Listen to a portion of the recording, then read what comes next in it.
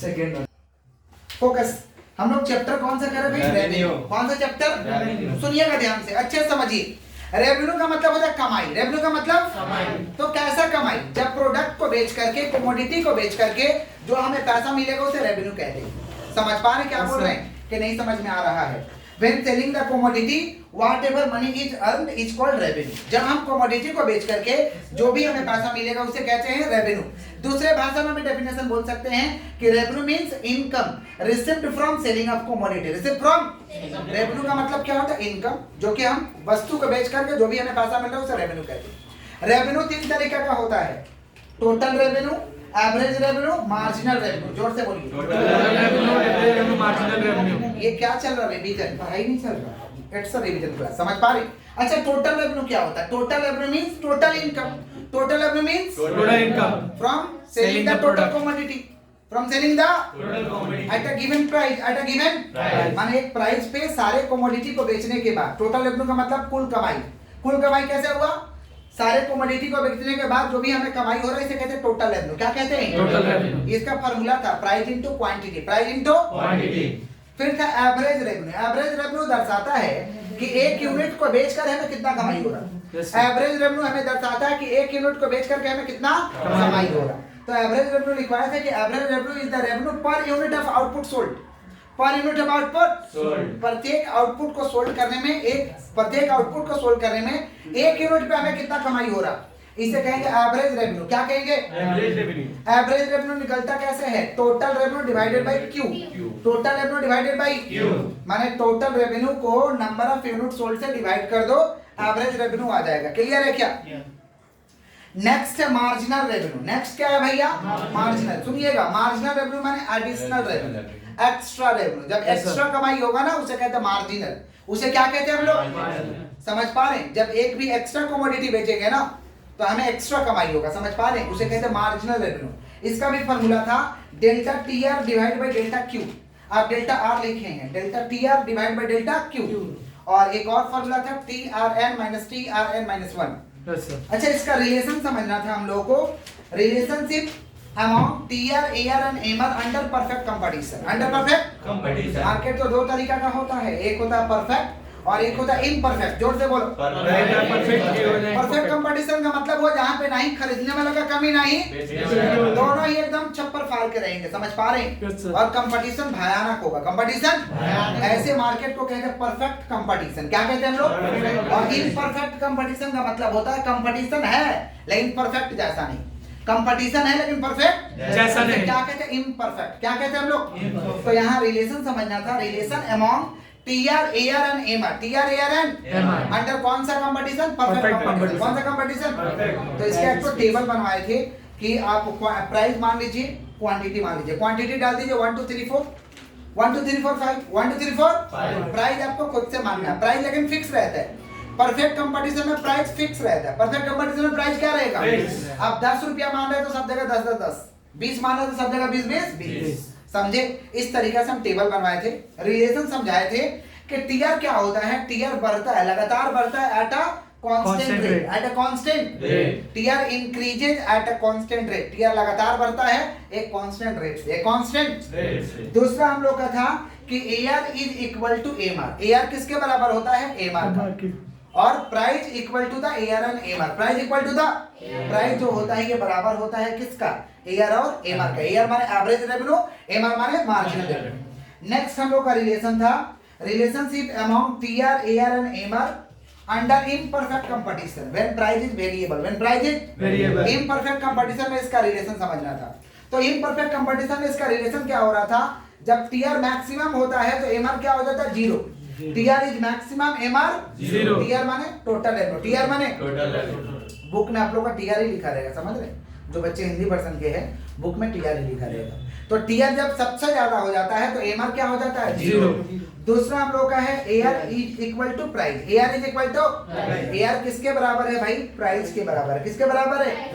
AR जब decrease कर रहा है तो एमआर आल्सो डिक्रीजेज। एआर जब कम हो रहा है तो एमआर भी कम हो रहा है। समझ पा रहे हैं? और टीआर स्टार्ट फॉलिंग, जब टीआर गिरना स्टार्ट किया तो एमआर का रिजल्ट क्या हो गया? नेगेटिव हो गया। एमआर का रिजल्ट क्या हो गया? नेगेटिव। समझ पा रहे हैं? नेक्स्ट चैप्टर था प्रॉफिट मैक्सिमाइजेशन, ये चैप्टर 6 था। चैप्टर 7 हम लोगों का है प्रॉफिट मैक्सिमाइजेशन। सुनिएगा ध्यान से अच्छे से, चैप्टर 7 हम लोग का प्रॉफिट मैक्सिमाइजेशन। प्रॉफिट मैक्सिमाइजेशन में दो ही चीज आपको पढ़ना है, दो ही चीज में से एग्जाम में आपको आएगा। प्रॉफिट मैक्सिमाइजेशन पहला है, क्वेश्चन अभी अभी बोर्ड में दिए थे ना कि equilibrium condition under perfect competition market. Equilibrium condition under perfect competition market. Equilibrium का मतलब समझ लीजिए, इक्विलिब्रियम का मतलब होता है constant position, constant unchange position, जहां पे पोजीशन चेंज नहीं होगा, इसको कहते हैं इक्विलिब्रियम। क्या कहते हैं? इक्विलिब्रियम। इक्विलिब्रियम पे ना सबसे ज्यादा हमें आउटपुट मिलता है, सबसे ज्यादा हमें रिजल्ट मिलता है, ऐसा होता है इक्विलिब्रियम कंडीशन। समझे? तो क्वेश्चन अभी दिए थे ना कि right equilibrium condition under perfect competition market.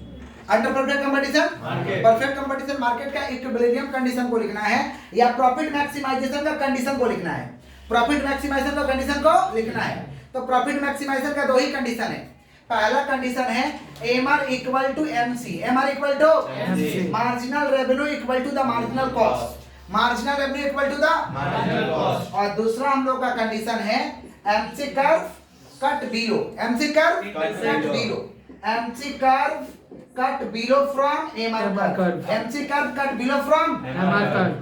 Cut below from कौन सा curve? MR curve. MR curve के नीचे से जब एमसी कर्व कट करेगा, कट करेगा माने इंटरसेक्ट करेगा। कट को हम लोग इकोनॉमिक्स के भाषा में इंटरसेक्ट बोलते हैं। क्या बोलते हैं हम लोग?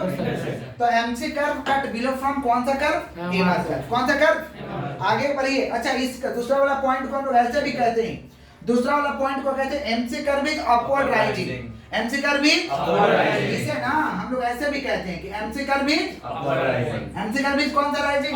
एग्जाम में टिक्की में पूछा है कि सेकंड ऑर्डर कंडीशन बताइए। सेकंड ऑर्डर और टिक्की में ये वाला नहीं है, तो इससे काम चलाएंगे। एमसी कर्व इज कौन सा राइजिंग? Upward rising. कौन सा rising? MC curve is upward rising. Curve देख लेंगे तो ज्यादा समझ में आएगा। सुनिए हम क्या बोले, एक कर्व देखिए, MR equal to MC. MR equal to, तो पहला कंडीशन तो क्लियर है। पहला कंडीशन ये फर्स्ट ऑर्डर कंडीशन है। सेकंड ऑर्डर कंडीशन क्या बोला? एमसी कर्व कट बिलो, नीचे से कट बिलो फ्रॉम कौन सा कर्व? MR curve. समझ पा रहे किसका बात कर? MC curve. किसका? यहां देखिए, देख रहे हैं यहां से कट कर रहा है ना, यही हम लोग का कर्व है। किसका? फर्स्ट ऑर्डर और सेकंड ऑर्डर कंडीशन का। फर्स्ट ऑर्डर और सेकंड। तो फर्स्ट ऑर्डर कंडीशन क्या है? MR equal to MC. जोर से बोलो, एमआर इक्वल टू एमसी। और दूसरा ऑर्डर कंडीशन क्या है? MC curve cut below from MR curve. MC curve नीचे से कट करेगा एमआर का। समझे? ये MC curve is upward rising. MC curve is कौन सा राइजिंग? Upward rising. कौन सा राइजिंग बोलिए? एमसी कर्व ऊपर की तरफ होता है, अपवर्ड राइजिंग। समझे क्या बोले कि नहीं समझे? क्लियर है क्या? पक्का? अच्छा, क्वेश्चन कैसे पूछेगा? अभी तो बोले कि बोलेगा equilibrium condition under perfect competition, या बोलेगा प्रॉफिट मैक्सिमाइजेशन का फर्स्ट ऑर्डर बताइए। ये वाला फर्स्ट ऑर्डर है, ये वाला सेकंड ऑर्डर है। समझ पा रहे हैं क्या बोल रहे हैं कि नहीं समझ पा रहे? क्लियर है? आगे बढ़े। Shut down point. Shut down point माने फॉर्म बंद कर देंगे। शट डाउन पॉइंट है, आपको लॉस हो रहा, आप क्या फॉर्म बंद कर दीजिएगा? Answer is no. Answer is no. Loss होगा तो फॉर्म बंद नहीं करेंगे। आज लॉस हो रहा, कल प्रॉफिट हो जाएगा। आज लॉस हो रहा, कल प्रॉफिट हो जाएगा। लेकिन फॉर्म बंद कब करेंगे? शट डाउन पॉइंट माने फॉर्म अगर हमें बंद करना है तो कब करेंगे? इकोनॉमिक्स कहता है कि अगर हमारा एबीसी रिकवर नहीं हो रहा है, एबीसी माने एवरेज वेरिएबल कॉस्ट रिकवर नहीं हो रहा, माने डेली का खर्चा रिकवर नहीं हो रहा। डेली का खर्चा, बिजनेस को बंद करो, चलाने का दरकार नहीं है। बिजनेस को बंद करिए, चलाने का दरकार नहीं है। दाल रोटी चल रहा, चलाएंगे, माने डेली का खर्चा चल रहा, ठीक है। डेली का खर्चा नहीं चल रहा, बिजनेस को बंद करिए। समझे? माने minimum point of ABC curve. Minimum point of ABC curve, या when average variable cost not recovered. When average variable cost not recovered. Average variable cost ABC, ABC अगर रिकवर नहीं हो रहा, फॉर्म को बंद करो। या एबीसी कौन सा पॉइंट पे आ गया? Minimum point. कौन सा पॉइंट? इसी के साथ चैप्टर 16। चलिए नेक्स्ट हम लोग का सप्लाई। चैप्टर 8 हम लोग का सप्लाई। अच्छे से समझिए एकदम। चैप्टर 8 सप्लाई हम लोग रिवीजन कर रहे हैं भाई, सिर्फ रिवीजन नहीं, मेगा रिवीजन लगातार चल रहा है ना, उसी को कहते हैं मेगा रिवीजन। समझ पा रहे? Chapter 8 supply. बोलो क्या बोल रहे हैं? Chapter 8 supply. सुनिएगा ध्यान से। सप्लाई क्या होता है? सप्लाई का मतलब होता है आपूर्ति, हिंदी बोलते हैं, या पूर्ति कर। आपूर्ति या पूर्ति। सप्लाई का मतलब जब सेलर ऑफर करता मार्केट में कि इतना प्राइस मिलेगा तो हम बेच देंगे, यही तो सप्लाई है। Yes sir. इतना प्राइस मिलेगा तो बेच बेच देंगे। इसे हम क्या कहेंगे? सप्लाई। तो सप्लाई का डेफिनेशन क्या हो जाएगा? Supply is the amount of commodity. Supply is the amount of Commodity. That seller is willing to sell, that seller is willing to Sell. Sell in a market at a given price, at a given Price. Price in a given period of time, in a given period of Time. जैसे आज बाजार गए, chicken का मान लीजिए 200 रुपए KG rate है, कैसे मिल रहा है आई डोंट नो, हम नहीं जानते हैं और जानना भी नहीं चाहते। लेकिन मार्केट गया, चिकन का रेट है 200 रुपए केजी, यानी सप्लाई 200 पे, सप्लाई कितना पे है? 200 पे। इसी को तो कहते हैं जब सेलर ऑफर कर रहा है कितना पैसा मिलेगा ना आज का दिन तो हम बेच देंगे, इसको क्या कहेंगे? सप्लाई। क्या कहेंगे? सप्लाई। तो सप्लाई का मतलब जब सेलर चाहता है, मार्केट में, बाजार में ऑफर करता है कि हमें इतना पैसा मिलेगा तो हम बेच देंगे, इसे क्या कहते हैं? सप्लाई। क्लियर है क्या? Yes sir. सप्लाई के बाद हम लोग का लॉ ऑफ सप्लाई क्या था? Law of supply. Law of supply का नियम अलग है। लॉ ऑफ सप्लाई कहता है कि प्राइस ज्यादा है ना तो सप्लाई भी ज्यादा है, और प्राइस कम है तो सप्लाई भी कम है। ये लॉ ऑफ सप्लाई कहता है। ये सेलर लोग कहता है कि दाम जब ज्यादा होता है ना तो बिकता भी बहुत ज्यादा है, और जब दाम कम हो जाता है तो बिकता कम है। ये किसका कहना है? Law of सेलर का, प्रोड्यूसर का कहना है। समझे? और हम लोग रियल में देखें, समझ पा रहे हैं? ये चीज हम लोग रियल में देखें, जैसे कोयला डिपो में कोयला का जैसे प्राइस कम रहता है तो एक भी कस्टमर नहीं दिखाई देता है, और जैसे ही कोयला का प्राइस ज्यादा हो जाता है, कोयला का प्राइस इतना सेलर आता है पता नहीं चलता सेलर कहाँ से आया। रोड का सिर्फ काला होना चाहिए, पत्थर बिक जाता है, सिर्फ काला होना चाहिए। समझे क्या बोले? खाली ब्लैक होना चाहिए, कुछ भी बिक जाएगा। समझे कि नहीं समझे? किसका बात कर रहे हैं हम लोग? Law of supply. बोलो क्या बोले? Law of supply। तो प्राइस ज्यादा है तो सप्लाई भी, ज्यादा और प्राइस कम है तो सप्लाई भी कम है। तो कह सकते हैं लॉ ऑफ सप्लाई वस्तु का प्राइस और वस्तु से संबंधित है। जब वस्तु का कीमत ज्यादा होता है तो सप्लाई भी ज्यादा हो जाता है, वस्तु का कीमत कम होता है तो सप्लाई भी कम हो जाता है। अन्य कारक स्थिर होना चाहिए, अन्य कारक स्थिर होना चाहिए। इंग्लिश में कैसे डेफिनेशन बोलेंगे? Law of supply is the relation between price and commodity. When price rises supply will be rises and vice versa. Other factor will be remaining constant, other factor will be remaining Constant। किसका बात कर रहे हैं हम लोग? Law of law of supply। Supply. किसका? Law of supply. लेकिन law of supply का कुछ एक्सेप्शन है जहां पे लॉ ऑफ सप्लाई का नियम लागू नहीं होगा, जैसे एग्रीकल्चरल गुड्स। कौन सा गुड्स? Agricultural goods। अब बताइए, खाने पीने का सामान पे ये सब लागू करिएगा, साग लेके आइएगा ज्यादा दाम में बेचिएगा, आपका बिकाएगा? अब मान लीजिए 100 रुपए किलो साग बेच रहा है, इसको लग रहा है कि महंगा बेचेंगे तो ज्यादा बिकेगा। लॉ ऑफ सप्लाई समझा है? नहीं समझे? अब वो भाई साहब 10 रुपए केजी बेच रहे हैं, किनका बिकेगा? 10 वाला का। समझे? तो ये सब पे लागू नहीं होता है। समझे? एग्रीकल्चरल गुड्स या पेरिसेबल गुड्स, पेरिसेबल माने जो नष्ट हो जाएगा, जो क्या हो जाएगा? नष्ट हो तो जाएगा। Agricultural goods, perishable goods, agricultural goods Perishable goods। और फ्यूचर एक्सपेक्टेशन, फ्यूचर में लग रहा प्राइस कम हो जाएगा या ज्यादा हो जाएगा, तो वहां पे लॉ ऑफ सप्लाई का नियम लागू नहीं नहीं होगा। होगा। गुड्स ऑफ ऑक्शन, ऑक्शन देखे हैं? जब बिडिंग लगाया जाता, बोली लगाया जाता है, 1 लाख एक, फिर एक तो बोल दिया 2 लाख, ऐसे होता है ना, फिर 2 लाख एक, तो एक तो बोल दिया 5 लाख। समझे? होता है ना? हाँ। तो इसी को कहते हैं ऑक्शन सेल। जब तक 3 बार नहीं हथौड़ा ठोकाएगा तब तक बोली चलते चलते रहेगा। रहेगा। समझे? किसका बात करें? Auction sale. किसका? Auction sale. तो goods of auction, goods of auction. ये सब एक्सेप्शन है। लॉ ऑफ सप्लाई का क्या है? एक्सेप्शन। लॉ ऑफ सप्लाई 2 तरीका का होता है, माने सप्लाई 2 तरीका का है, इंडिविजुअल सप्लाई, मार्केट सप्लाई। बोलो क्या बोले? Individual supply, market supply। खाली ये भाई साहब बेच रहे हैं इंडिविजुअल सप्लाई, ये खाली सेलर सेल करना चाहता है। इंडिविजुअल पूरा सब मार्केट का पूरा सेलर सप्लाई करना चाहता है, मार्केट सप्लाई। सब सेलर को मिला दो मार्केट, अकेला को मिला दो इंडिविजुअल। नहीं समझे? समझ गए। अकेला सेलर बेचना चाहता है। कौन सा सप्लाई है? इंडिविजुअल। Individual। कौन सा? अब पूरे बाजार का मिला दो मार्केट। समझ गए? प्राइस इलास्टिसिटी ऑफ सप्लाई बहुत इंपॉर्टेंट है एग्जाम के दृष्टि से, अच्छे से समझिए। प्राइस इलास्टिसिटी ऑफ सप्लाई है, सप्लाई में परिवर्तन होगा प्राइस में परिवर्तन होने के कारण, सप्लाई में परिवर्तन होगा प्राइस में परिवर्तन होने के कारण। लिखवाया है it is a degree of measure of responsiveness, it is a degree of measure of percentage change in quantity supply due to the percentage change in price, percentage change in quantity supply due to the percentage change in, किससे बात कर रहे हैं हम लोग?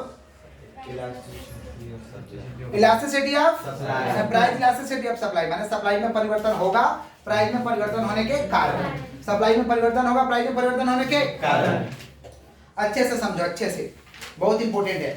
Price elasticity 5 तरीका का होता है, प्राइस इलास्टिसिटी 5 तरीका का होता है। परफेक्टली से 2 ठो है, इन इलास्टिक इलास्टिक, बोलो क्या बोले? Inelastic, elastic। परफेक्टली से तो 2 ठो है, परफेक्टली इन इलास्टिक, अच्छे समझो ए बालक, अच्छे समझो। Perfectly in elastic, perfectly Inelastic। और एक है परफेक्टली इलास्टिक, परफेक्टली Elastic। तो परफेक्टली इनइलास्टिक का वैल्यू पूछता है कि वैल्यू कितना होगा। तो परफेक्टली इनइलास्टिक का वैल्यू होता है ES equal to 0। ES equal to 0। Price change होता है तो होए, लेकिन सप्लाई पे कोई असर नहीं होगा। सप्लाई सेम बना रहेगा, जैसे डीजल और पेट्रोल। प्राइस चेंज हो जाएगा तो क्या डीजल पेट्रोल का सेलिंग कम हो रहा है? और अल्कोहल कोई असर हो रहा? प्राइस बढ़ रहा तो बढ़े, कोई बात नहीं है, सेम रहेगा। सप्लाई पे कोई असर आने वाला नहीं है। समझ रहे हैं क्या बोल रहे हैं? बिकेगा ही बिकेगा, जितना बिकना था उतना बिकेगा। इसे हम कहते हैं परफेक्टली इनइलास्टिक। बोलो क्या बोलेंगे? Perfectly inelastic. परफेक्टली इनइलास्टिक का कर्व पूछता है कि कर्व कैसा होता है। कर्व होता है वर्टिकल। क्या होता है? वर्टिकल। कर्व कैसा होता है? वर्टिकल या पैरेलल। वर्टिकल और पैरेलल माने ऐसे। वर्टिकल माने क्या? अभी खड़े हैं ना, देखो खड़े हैं तो वर्टिकल, सो जाएंगे तो हॉरिजॉन्टल, खड़े हैं तो वर्टिकल। ऐसे कर्व ऐसा होता है। प्राइस चेंज हो रहा है, जैसे माने यहाँ प्राइस है, यहाँ प्राइस, यहाँ P1 P2, लेकिन ये एकदम सेम रहेगा। समझे? वर्टिकल। इसी को हम कहते हैं वर्टिकल। क्या कहते हैं? वर्टिकल या पैरेलल। बोलो क्या बोले? Perfectly elastic. परफेक्टली इलास्टिक माने प्राइस स्थिर है। जैसे पार्ले जी का बचपन में 3 रुपए खाया, आज भी 3 रुपए, कभी कम बिकता कभी ज्यादा बिकता, मतलब स्वतंत्र है। क्या है? स्वतंत्र है। समझ पा रहे हैं? पार्ले जी जानते हो ना? तो प्राइस तो स्थिर है। प्राइस स्थिर है कि नहीं? तो कभी कम बिकता कभी स्वतंत्र हो गया है। समझे? स्वतंत्र। समझ गए क्या बोले? कितना लोग डॉगी को खिलाता है कि डॉगी बिस्कुट है। किसका बात कर रहे हैं? Perfectly elastic. बोलो क्या बोले? परफेक्टली इलास्टिक का नोटेशन क्या? ES equal to infinity. स्वतंत्र है, इन्फिनिटी। इसका कर्व होता है हॉरिजॉन्टल। कर्व कैसा होता है? हॉरिजॉन्टल। हॉरिजॉन्टल माने ऐसे, सो सीधा माने ऐसे ऐसे। तो रिवीजन करा रहे, सीधा सीधा हॉरिजॉन्टल, सीधा। समझे? सो गया। हाँ सो गया। हॉरिजॉन्टल। किसका? हॉरिजॉन्टल। चलो आगे बढ़ते हैं। तो परफेक्टली से दो है, इलास्टिक इनइलास्टिक। एक तो यूनिटरी इलास्टिक। यूनिटरी इलास्टिक जिसका वैल्यू 1 होगा। जितना से प्राइस चेंज उतना से सप्लाई चेंज, जितना से प्राइस चेंज उतना से इसे कहते हैं यूनिटरी। क्या कहते हैं? यूनिटरी। और उसके बाद हाईली से दो है। हाईली से दो है इलास्टिक और इनइलास्टिक। बोलो क्या बोले? Elastic inelastic. हाईली से कितने दो भैया? ये याद रखना, परफेक्टली इनइलास्टिक का कर्व वर्टिकल होता है और पैरेलल होता है। टिक्की में पूछेगा कि परफेक्टली इलास्टिक का कर्व बताओ कैसा होता है? तो वर्टिकल और परफेक्टली इलास्टिक का कर्व बताओ हॉरिजॉन्टल। समझे? पूछेगा, कर्व का नाम पूछेगा। समझे ना? आगे बढ़ते हैं, सुनिए। Highly elastic. Highly elastic. Highly elastic जितना से प्राइस चेंज हुआ ना, जितना से प्राइस उससे ज्यादा सप्लाई चेंज हुआ। जितना से प्राइस चेंज हो उससे ज्यादा, इसे कहते हैं हाईली इलास्टिक। क्या कहते हैं? समझ पा रहे हैं? इसका वैल्यू होता है ES greater than 1। ES greater than 1। इसका वैल्यू होता है ES greater than 1। ES greater than 1। और जितना से प्राइस चेंज हुआ उससे कम सप्लाई चेंज हुआ उसे कहते हैं हाईली इनइलास्टिक। हाईली या लेस इलास्टिक। हाईली इनइलास्टिक या लेस इलास्टिक। इसका नोटेशन होता है ES less than 1। ES less than 1। ES less than 1। Curve जरूरत नहीं है इसलिए नहीं कराए हैं। चलिए, supply curve of labour. Supply curve of labour का जो सप्लाई कर्व होता है ना, बैकवर्ड बेंडिंग होता है। बैकवर्ड बेंडिंग जानते हैं कैसा होता है? ऐसे बैकवर्ड बेंडिंग, ऐसे ऐसे ऐसे बैकवर्ड बेंडिंग। कौन सा कर्व? Backward bending. देख रहे हैं बैकवर्ड बेंडिंग। कौन सा कर्व? समझ पा रहे हैं? Backward bending. लेबर का सप्लाई कर्व कैसा होता है? बैकवर्ड बेंडिंग है। लेबर का सप्लाई कर्व कैसा होता है? नेक्स्ट चैप्टर के different types of market. Different types of market. Market क्या है भैया? एक जगह है। मार्केट क्या है? चैप्टर हम लोग 9 कर रहे हैं। Different types of market. Different types of market क्या है? जगह है। मार्केट क्या है? जगह। बाजार में कौन बैठा है? सेलर। हम जा रहे हैं, हम कौन है? बायर। तो बायर और सेलर का मिलन होता है। मिलन होगा। गला मिला के नहीं सर, हाथ मिला के। आमना सामना। और वस्तुओं का खरीद बिक्री होगा। वस्तुओं का खरीद बिक्री होगा। इसी को तो मार्केट कहते हैं कि market is a place. Market is a place. समझ पा रहे हैं? बस डेफिनेशन कंप्लीट नहीं हुआ। बायर एंड सेलर में टीचर का conduct buying and selling and conduct buying and. सुनिए, क्वेश्चन था how do you classified market? How do you classified market? जाओ बैठो आराम से, ठीक से बैठिए। देखना नहीं है, सुनना है। तो देखने पर ही बोले हैं। A how do you classified market? बोलो क्या बोले? मार्शल ने मार्केट को बांटा था। समझ पा रहे? अलग अलग तरीका से। कौन बांटा था? मार्शल। ये है मार्शल, इकोनॉमिस्ट का नेम।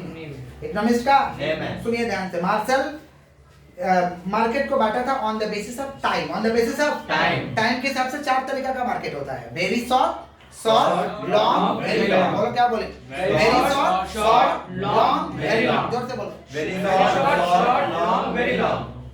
वेरी शॉर्ट का मतलब मेला लगा हुआ, तंबू गा रहे, जिलेबी बेच दिए। समझ पा रहे हैं? यस। वेरी शॉर्ट, एक दिन में खत्म धंधा, वेरी शॉर्ट। शॉर्ट का मतलब कुछ दिन तक, समझ पा रहे? मेला उला लगा, मेला उला में लगा 2-3 महीना, ऐसे शॉर्ट। समझे? लॉन्ग का मतलब मेरे जीवन काल तक चलेगा, लॉन्ग पीरियड यही होता है ना, अपने जीवन काल तक चलेगा। और वेरी लॉन्ग का मतलब चलते रहेगा, पीरियड चलेगा, पीरियड। समझ पा रहे? Very long. On the basis of commodity, commodity के हिसाब से 2 ही तरीके का मार्केट है, होलसेल, रिटेल। बोलो Wholesale, retail. ज्यादा किनेंगे, ज्यादा बेचेंगे। होलसेल। समझे? रिटेल थोड़ा किनेंगे, थोड़ा बेचेंगे। On the basis of area, on the basis of Area. Area के हिसाब से 3 तरीके का मार्केट था, लोकल, नेशनल, इंटरनेशनल। ओ भैया इधर देखिए, लोकल, नेशनल, इंटरनेशनल। जोर से बोलो। Local, national, international. आसपास के बाजार को लोकल मार्केट कहते हैं, आसपास के बाजार को Local market. देश में कहीं से भी ले लो नेशनल, देश में कहीं से भी ले लो National. और देश के बाहर लो इंटरनेशनल। International. समझे? उसके बाद था on the basis of competition, on the basis of Competition. के हिसाब से मार्केट 2 ही तरीका का होता है, Competition. Perfect competition, imperfect competition. Perfect competition का मतलब कंपटीशन है एकदम भयानक, जबरदस्त वाला है कंपटीशन, इसे कहते हैं परफेक्ट। क्या कहते हैं? Perfect. और इम्परफेक्ट कंपटीशन में कंपटीशन है परफेक्ट जैसा नहीं। अच्छा, इम्परफेक्ट कंपटीशन के अंदर में क्या आएगा भैया? इम्परफेक्ट कंपटीशन के टाइप्स था, मोनोपोली। कौन सा? Monopoly. मोनो माने सिंगल, पोली माने सेलर, माने सिंगल सेलर। कौन सा seller? Single seller. The market which is controlled by single seller, जिस बाजार को एक ही सेलर के द्वारा चलाया जाता है, जिस बाजार को एक ही सेलर के द्वारा चलाया जाता है। उसे कहते हैं मोनोपोली। क्या कहते हैं? Monopoly. जैसे बंगाल में सीएससी, रेलवे, आरबीआई, ये क्या है? मोनोपोली। क्या है? Monopoly. दूसरा क्या है भैया? मोनो। फिर क्या हम लोग का? ऑलिगोपोली। कौन सा? Oligopoly. ऑलिगो माने फ्यू, ऑलिगो माने Few. पोली माने सेलर, ऑलिगो माने फ्यू, पोली माने Seller. माने फ्यू सेलर। कौन सा seller? Few seller. The market which is controlled by few seller. बोलो क्या बोले? The market which is controlled by Few seller. जिस बाजार को कुछ ही सेलर के द्वारा चलाया जाता है उसे कहते हैं ऑलिगोपोली। क्या कहते हैं? Oligopoly. जैसे आपका क्या चीज? टाटा मोटर्स। समझ पा रहे? हिंदुस्तान यूनिलीवर, जैसे साबुन बनाने वाला कंपनी कुछ ही है ना, बहुत ज्यादा कंपनी थोड़ी है। बाइक बनाने वाला कंपनी कुछ ही है, इसको कहते हैं ऑलिगोपोली। नेक्स्ट है डिओपोली। डिओपोली, the market which is controlled by Two seller. The market which is controlled by Two seller. ये वो सेलर रहेगा, Pepsi and Coca Cola, Pepsi and Coca-Cola. इसे कहते हैं डिओपोली। क्या कहते हैं? Duopoly. और फिर था आपका बायलैटरल मोनोपोली। कौन सा? Bilateral monopoly. One seller one buyer, one seller One buyer. एगो सेलर है, एगो बायर है। सेलर भी बायर पे डिपेंड है, बायर भी सेलर पे डिपेंड है। अंडरस्टैंडिंग के साथ काम करना होगा, दोनों एक दूसरे पर डिपेंड है। जैसे कहते हैं बायलैटरल। क्या कहते हैं? Bilateral. मोनोपोली क्या होता है? मोनोपोली मोनोपोली का अपोजिट। मोनोपोली में क्या होता है? Single seller, many buyer, single seller. Many buyer. और मोनोपोली में क्या होता है? Many buyer, single seller. Many buyer, बेचने वाला बहुत है, खरीदने वाला कम है। बेचने वाला बहुत है, खरीदने वाला कम है। उसके बाद क्या है भैया? ऑलिगोपोली। नेक्स्ट हम लोग था परफेक्ट कंपटीशन। परफेक्ट कंपटीशन में नहीं खरीदने वाला का कमी नहीं, बेचने वाला कमी। और सबके पास गुड्स एक जैसा रहेगा। सबके पास गुड्स एक जैसा। माने goods are homogeneous, goods are Homogeneous. ठीक है।